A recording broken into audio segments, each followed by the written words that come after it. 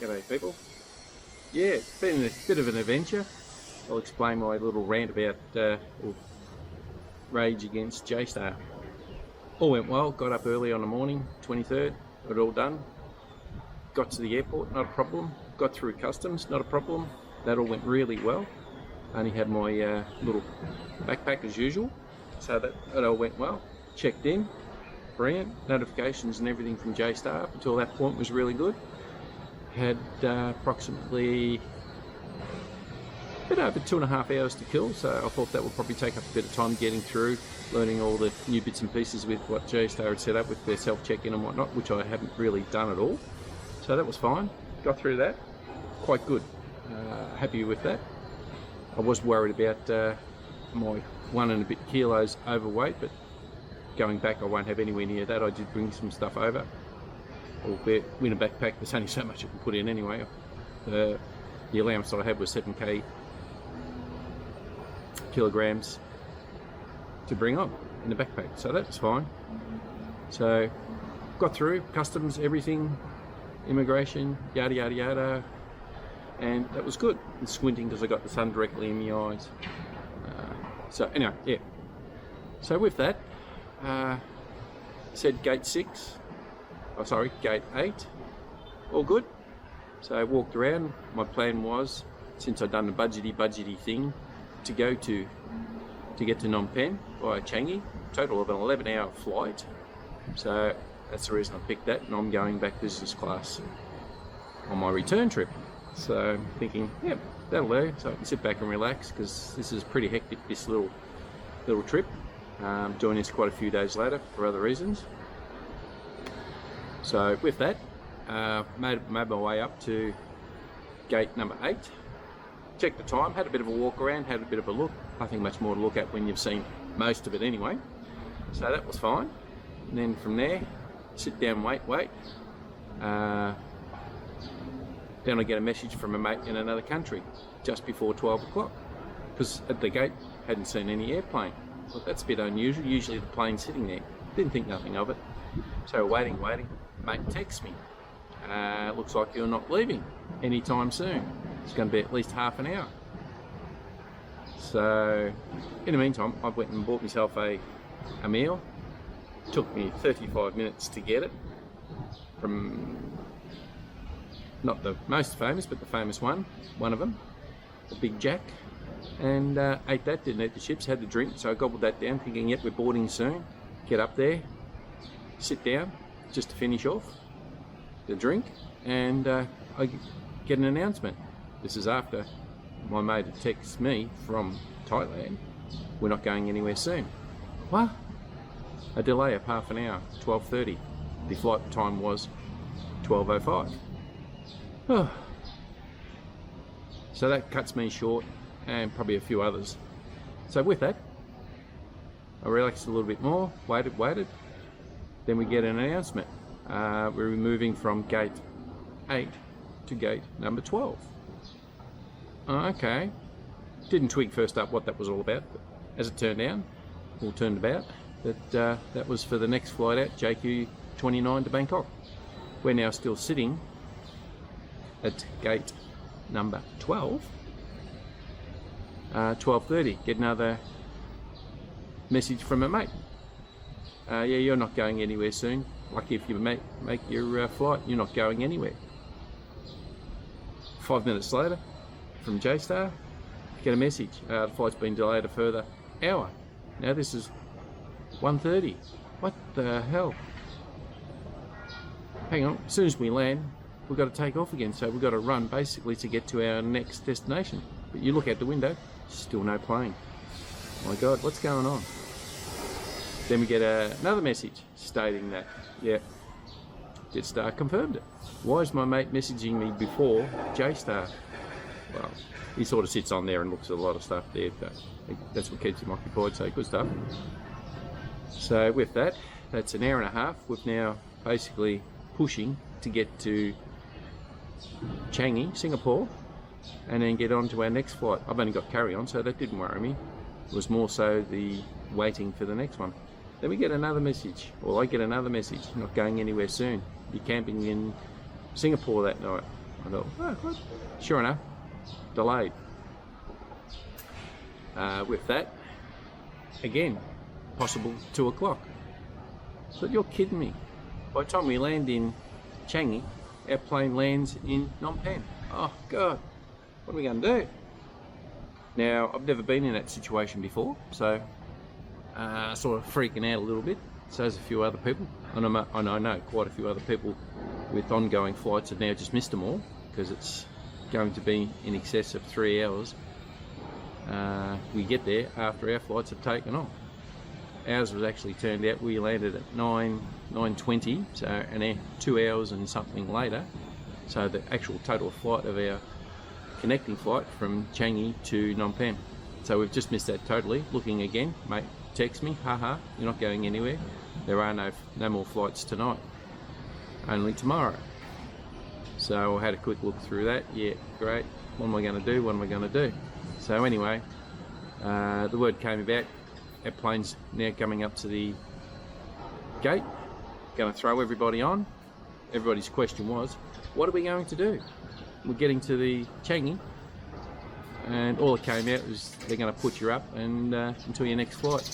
Well, for us, for the majority of people who finish in Changi, in Singapore, it's not an issue for them. It's just getting there a little bit later.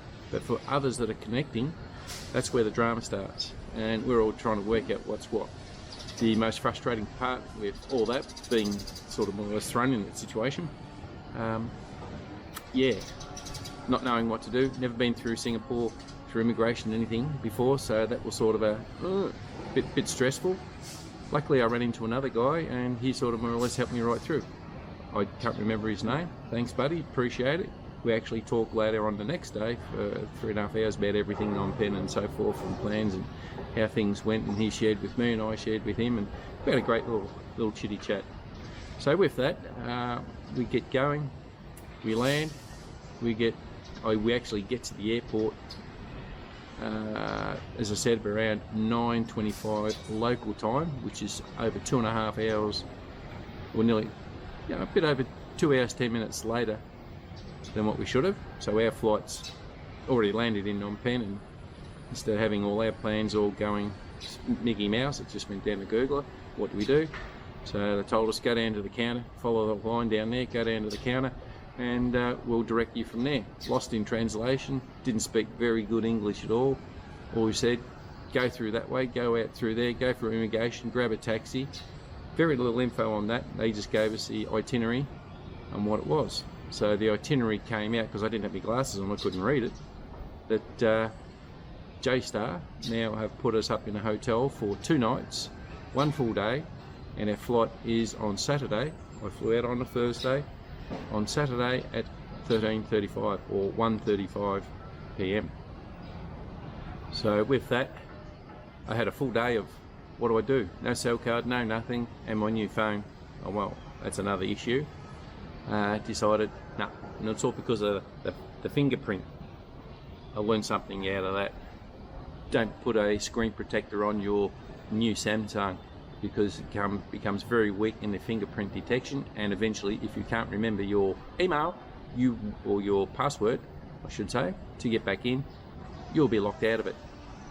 So I haven't attempted many more. I got it up to, I think it's 12 hours in between each one I could do, because I can't remember it. I've only had the phone for 3 days. Don't put a screen protector on. So from there, I went looking to see if I can get, well, I'll go back a bit. That's the Samsung side of it. Brand new phone, can't use it. I'm using the old one that's playing up chronic. Anyway, so got to the hotel, the Pullman. Now this is in the dead of night, no one around. They put us up in the Pullman Orchid Hotel in Singapore. Not knowing anything, I'm just not knowing really what goes on. I haven't read the itinerary properly yet. Yes, Jetstar gave us a meal voucher, paid for the taxi service to the hotel, put us up in a hotel, and yeah, basically looked after us. That hotel, retail, someone looked it up from a group of guys I've been talking to and people, over $400 a night. Obviously, J-Star won't be paying that price, being a bulk delivery for circumstances like this. You know, stuff does happen. For me, first time. So I've been thrown in the deep end of not knowing what goes on.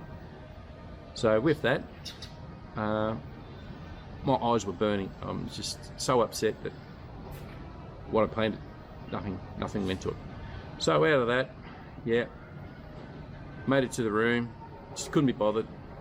It was about 12:30 at night, so we got to the hotel, I think it was around about 10:30, quarter to 11. Managed to get through, had a shower and everything, sort of calmed down, thought, no, not going anywhere, not in the mood to eat or anything, drink. I think I had two glasses of water, and that was about it. I just crashed. I actually had a good night's sleep. It zapped me right out. So, all good. So from there, got up. What am I going to do? What am I going to do? Started searching because mate said, yeah, you got a chance to get out on a special flight, Air Angkor, for $21, or I can go through to Air Angkor direct and get a $133 Australian dollar flight, which is about $89, I think it was, to get the next flight out in the morning. So hummed and hard. Then I'm thinking, well, I got thrown lemons. Let's make the most of it. I've never been to Singapore before. Let's go and have a look. So I've messaged everybody that I could that I'm not going anywhere, and that's just it. I tried as much as I can to communicate with everybody. I'm not coming tonight. I even told Mrs. don't bother going to the airport, we're not going anywhere. So I managed to get through all that, luckily. So she stayed until I contacted her again. So we managed to get around. This time I had the computer, so I was able to convey what was going on. Itchy nose. So with that, we got through. So on that, so she was sorted, so not much I can do about that. From there, so I thought, okay, I'll go and track down a customer service centre for Samsung, seeing what they can do with my phone, see if they can unlock it. Now with Googly, nothing's in a straight line with Google in Singapore. And talking with another guy after my experience of trying to find a service centre or a customer centre where they put me in correctly, that was a laugh in itself. Walked around. I'm thinking, I was just up the road here a little bit, you know, a couple of hundred metres, but it sent me on this U-Butte around in circles instead of walk straight down that road, and it's on the right hand side. I don't get that, but that's pretty much a norm thing. Why it happened, I don't know. And the guy I talked to, he actually laughed, said, yep, it happens quite a fair bit. So I spoke to them there, and I talked to the girls. Yes, the customer centre,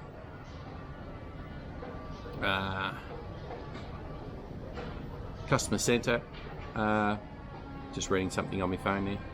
Customer centre turns around and said, yeah, first mistake you did was putting on a screen protector. It is tempered glass, doesn't scratch. No need to put that on there. That's why your phone did what it did. Fantastic. But I must admit though, I buy the phone direct from Samsung, so, and I didn't buy it from anywhere else. I wasn't prepared to pay the ridiculous prices that they were charging for the exact same phone. And plus I would have had to wait for all these extras. And then I found out you were paying for the extras. So I got this direct at a really good price within, less than 48 hours.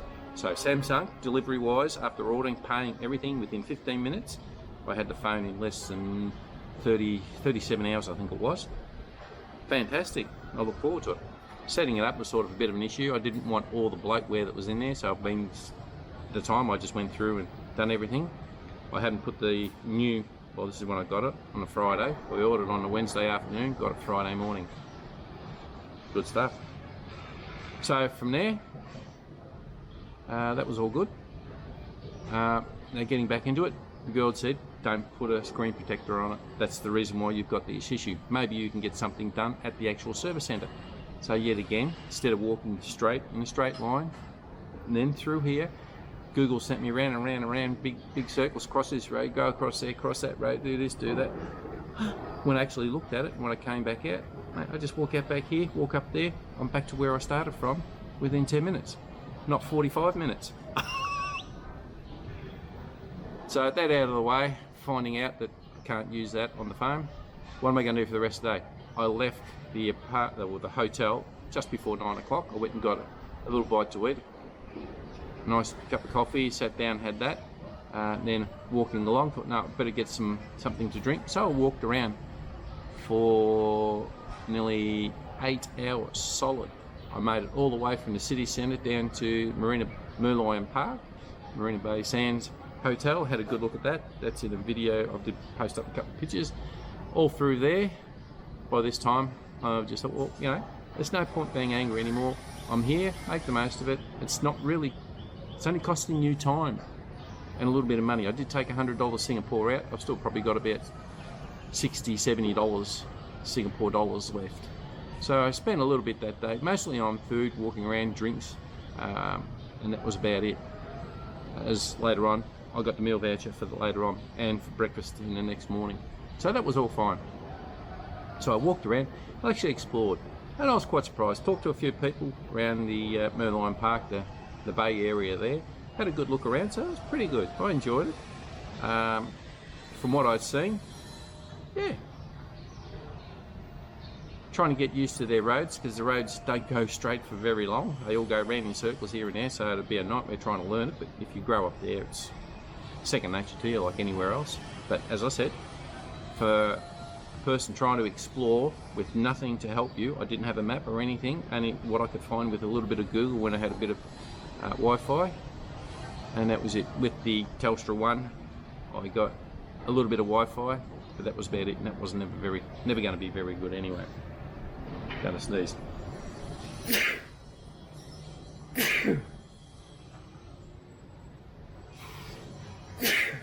So with that, yeah, got going, walked around, and I just walked around and I enjoyed it.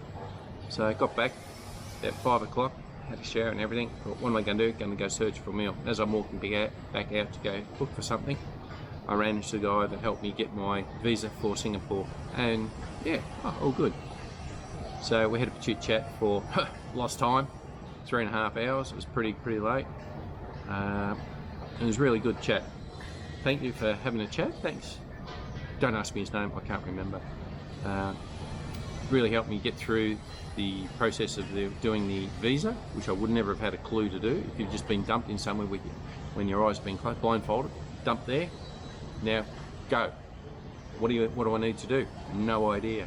That's what it was like. That's the downside, one of the downsides with Singapore. Instead of having someone there say, okay, this is what you need to do, exit through here, go through immigration, this is what you need to do for that, put your passport in, or go through to this desk there, put your details in before you go to passport control, put all those details in to apply for the visa, because I'm only in basically a transit visa, because I didn't have any intention of staying there. And then from there, go to the correct passport control booth, go through that, Bazinga, done. The longest part it took was putting in all my information and getting it correct. Other than that, brilliant. So that's a tick for next time I go there, so I know what to do. So easy as. Not knowing anything else, maps or anything, that was the other bugbear, but that's not J-Star's fault. From there to the hotel, great. They paid for the taxi fare there, great. They paid for the hotel for the 2 nights that I was there, great. They paid for one major meal. A little bit of a problem there, but that was a bit of lost in communication between the hotel and myself, because I did mention I had a voucher.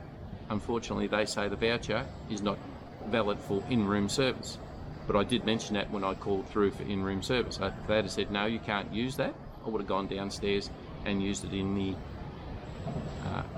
the dining area. So they honoured all that, no problem, so they agreed to that. Miscommunication. So from there, had a meal, woke up, had a shower, everything, went for a little bit of a walk first up. Still had a bit of time up our sleeve, because we weren't going to leave the airport until about 10:30. It's only about a half-hour drive from the city centre itself, so that was all good. And then from there, we done our little check-in through J-Star. That all worked really well. That was going into Changi Airport at the new Terminal T4. The last time I transited through there was through T2. So Terminal T4 is completely new. Looks magnificent. So we got in there with mates and we just sat down and talked until our plane was ready. Jumped on a plane. That was quite full. And then from there, landed at Phnom Penh. So everything worked out quite well.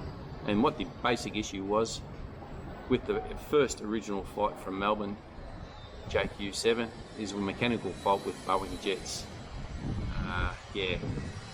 I think the old saying was, if it ain't Boeing, we ain't going. So in other words, people aren't going to travel on anything but a Boeing jet back in the day. I've travelled the Francis Airbus quite a fair bit. A lot of the older generation Boeings, never had an issue. Never really had an issue with any plane anywhere where I've been delayed because of some mechanical fault. This is the first time for me. So with that, my rant first up. Okay, J-Star, a little bit slow on letting people know what's going on, and I do understand, yes, frustration first up takes priority. Then you just sort of stop, have a good night's sleep. Yep, okay. They were getting us on our flight, on our way, and they were dealing with it later. They organised the hotel for 2 nights at their expense, the meals at their expense, the taxi to the hotel and from the hotel at their expense. We only had to pay for a little bit of our own food, walking around doing whatever. So other than that, J-Star, sorry I blabbed a little bit on a couple of little other vids, but no problem. It's not what I wanted first up. I just wanted to come here because I was in the hunting for a new apartment process, and I need to get that out of the way so I can actually sit back and enjoy.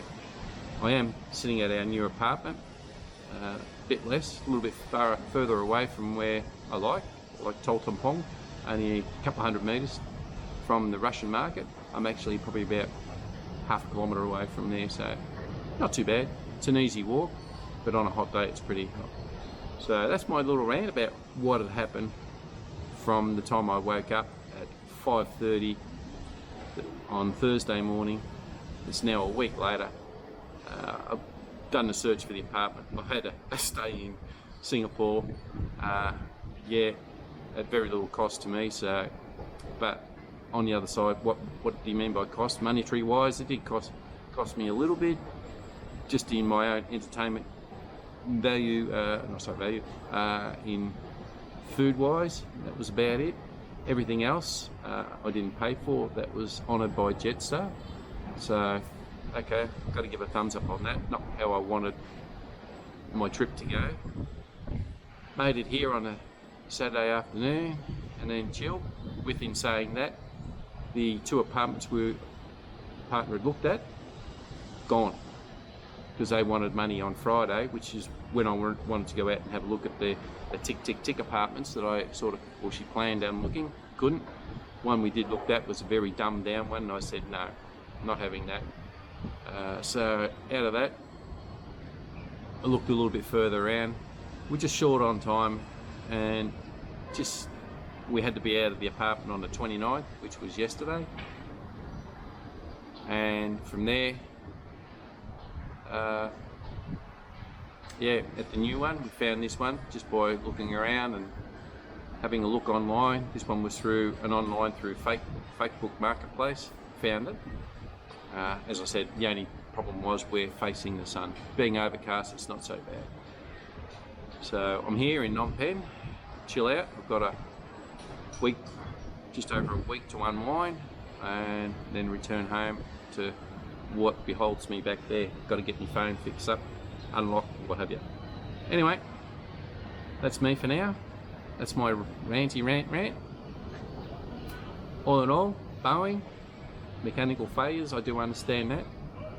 Jetstar, yeah, okay, done extremely well getting us to where we need to go, albeit it took us 2 days later. So what a journey, what a nightmare. Shit happens. Why me sometimes? But anyway, we all think that. I got thrown lemons. I made lemonade after I had a good night's sleep. I think after, yeah. Anyway, that's it.